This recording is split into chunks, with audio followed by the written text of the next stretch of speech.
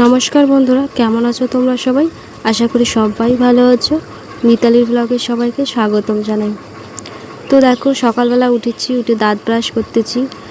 আর school হচ্ছে গরমের ছুটি দিয়েছি, তো সেই জন্য আর কি বাড়িতে আর কি সকাল থেকে কাজবাজ অনেক কিছু আর কি করেছি। সেটা আর কি তোমাদেরকে আমি দেখালাম না, কারণ দেখালে আর কি ভিডিওটা অনেক বড় হয়ে যাবে। তো সেই জন্য আর কি তোমাদেরকে আমি দেখালাম না। সকাল থেকে বাড়িতে থাকলে আর কি কাজের এনার্জিটা থাকে, কাজ করতে ইচ্ছে করে। যখনই স্কুল থেকে বাড়ি আসি এই গরমের মধ্যে আর কাজ করতে একদমই মন চায় না।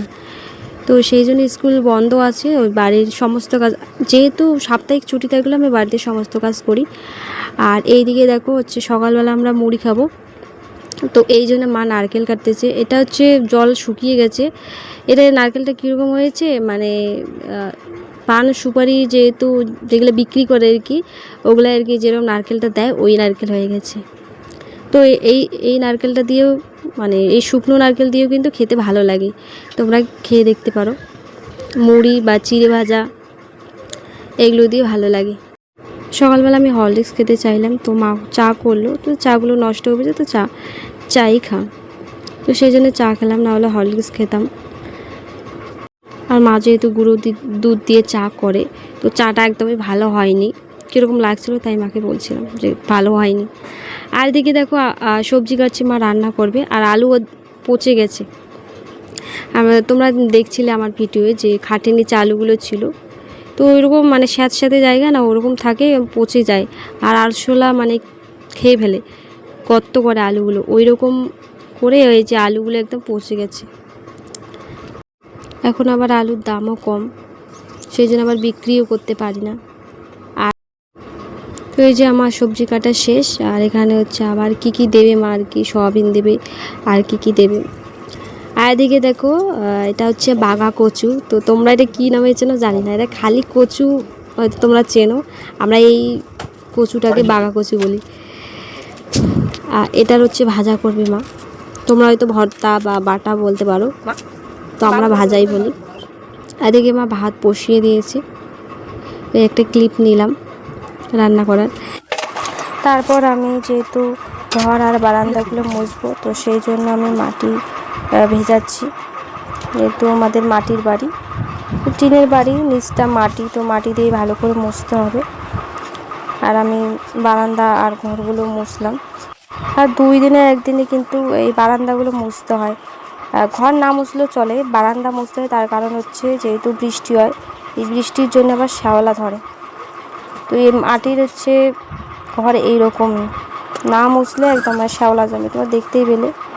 আর বেশি দিন থাকলে আবার বড় বড় শ্যাওলা হয়ে যায়। তো এই যে আমার বারান্দা মোছামুছি করা শেষ।